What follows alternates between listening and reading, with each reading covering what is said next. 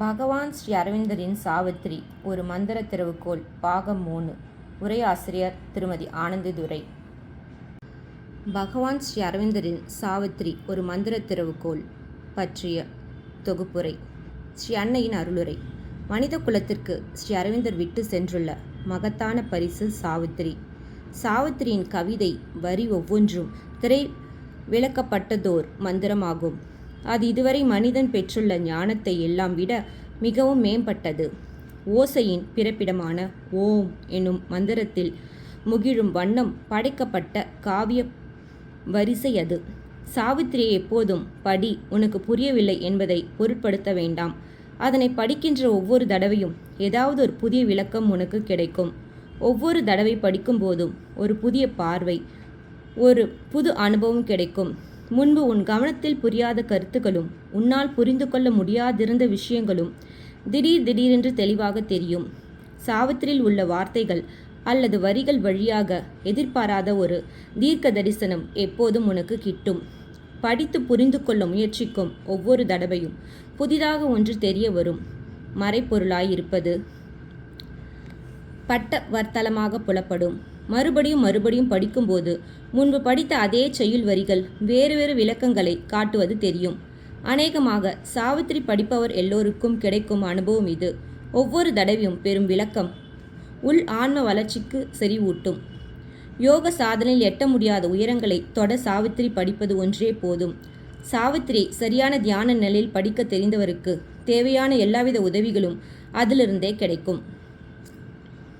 அதில் எதிர்கால நடப்புகள் பற்றிய அனைத்து தீர்க்க தரிசனங்களும் மிக துல்லியமாக வியக்கத்தக்க தெளிவுடன் படம் பிடித்து காட்டப்படுகின்றன. ஸ்ரீ அரவிந்தர் அதன் வாயிலாக சத்தியத்தின் விழிப்புணர்வை பெறும் வழியை, இந்த அகிலம் பிறந்தது எதற்காக என்ற கேள்விக்கான விடையை நமக்கு தந்திருக்கிறார். அறியாமலிருந்து விடுபட்டு மானச நிலைக்கு உயர்வதற்கான பாதையை அவர் நமக்கு காட்டியிருக்கிறார். விழிப்புணர்வின் ஒவ்வொரு தளத்தையும் புலப்படுத்தி அந்தந்த நிலையை எட்டுவது எப்படி என்பதையும் கற்பித்திருக்கிறார். இந்த யோக நெறியிலான பயணத்தின் எல்லா விவரங்களையும் அவர் அதிலே தந்திருக்கிறார். அதில் போக போக இதுவரை மனித குலம் முற்றிலும் அறிந்திராத விஷயங்களை கண்டுபிடிக்கலாம். அதுவே சாவித்திரியின் மகிமை.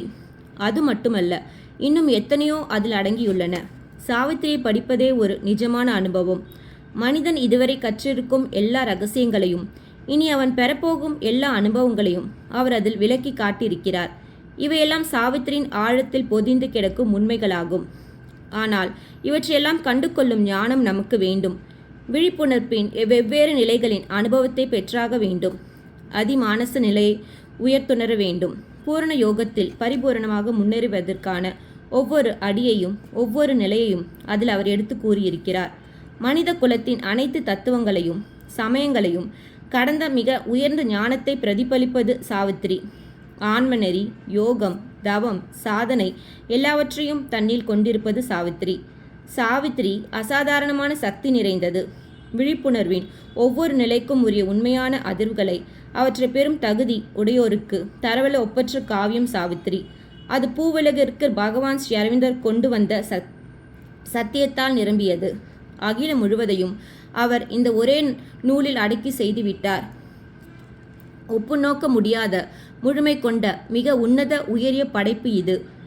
குழந்தாய், சாவித்திரி எடுத்துரைக்கும் இரகசியத்தை கண்டறிய அதில் ஸ்ரீ அரவிந்தர் வெளிப்படுத்தியுள்ள தீர்க்க தரிசனத்தை புரிந்து கொள்ள முயல வேண்டும். இதுதான் முன் உள்ள பணி.